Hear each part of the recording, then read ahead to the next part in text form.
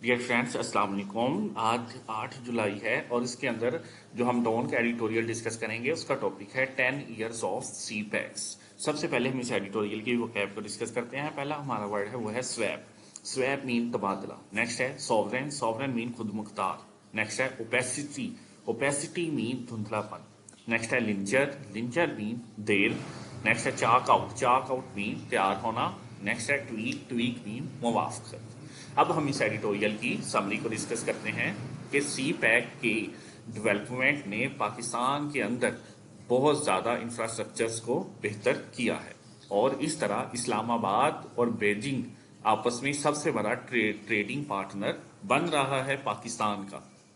اور جو چین ہے، چین نے BRI یعنی بیلٹ روڈ انیشیٹو اور فلیگ شپ کنیکٹیوٹی اور انویسٹمنٹ کوریڈور پروجیکٹ کے تحت پاکستان کے اندر ڈائریکٹ 25 بلین کی انویسٹمنٹ کی ہے، اور اس کے ساتھ ساتھ سی پیک کے تحت جو 30 بلین کے بھاری قرضہ جات ہے اس کو بھی 10 سال مکمل ہونے لگے ہیں، جس کی وجہ سے پاکستان کا انفراسٹرکچر، ٹرانسپورٹ، انرجی وغیرہ میں ہیلپ ہوئی ہے۔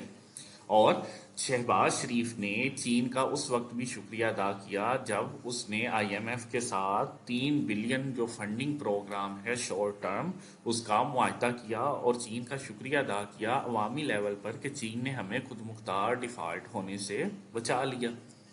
ایک طرف تو یہ تمام معاملات ہیں کہ چین کے ساتھ ہماری ڈیولپمنٹ کی عکاسی کی جاتی ہے کہ اسے یہ پاکستان کے لیے فائدہ مند ہے، اور دوسری طرف انہیں ٹیکسز میں رعایات دینا اور بیرونی جو ان پر منوپلی کی جاتی ہے، اور میڈیا کا جو ٹرائل کیا جاتا ہے سی پیک کا، وہ بھی اس بات کی عکاسی کرتا ہے کہ اس میں شفافیت کی ابھی کمی ہے، اور پاکستان کو سی پیک کے تحت جو شفافیت میں زیادہ بہتری لانے کی ضرورت ہے تاکہ اس پر اٹھنے والے تمام سوالات کا مناسب جواب دیا جا سکے، اور اس کے ساتھ ساتھ پاکستان کو اپنے 20 بلین جو ٹریڈ ڈیفیسٹ ہے اس کو کم کرنے کے لیے بھی اب چین کے ساتھ زیادہ ڈیولپمنٹ کرنے کی ضرورت ہے تاکہ ہم اپنے ٹریڈ کے جو ڈیفیسٹ ہے اسے کم کر سکیں، اور اس کے ساتھ ساتھ پاکستان کو اب انفراسٹرکچر کے ساتھ ساتھ صنعتی اور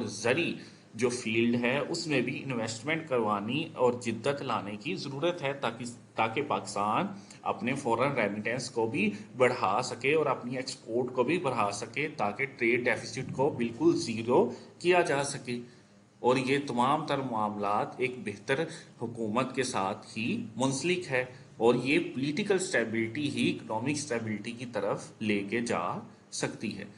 آپ کے خیال میں کیا سی پیک یا چائنا کے جو بھاری قرضہ جات ہیں وہ پاکستان کے لیے فائدہ مند ہے یا نقصان دہ؟ یعنی جو چین ہے وہ ہمارے لیے ایسٹ انڈیا کمپنی بن رہا ہے یا نہیں؟ آپ کیا اس کے متعلق سوچتے ہیں؟ ہمیں اپنی آراء سے آگاہ کریں۔ اگر آپ ڈیلی ڈون ایڈیٹوریل کے ساتھ اٹیچ ہونا چاہتے ہیں تو اسکالر اکیڈمی کو وزٹ کریں۔ شکریہ۔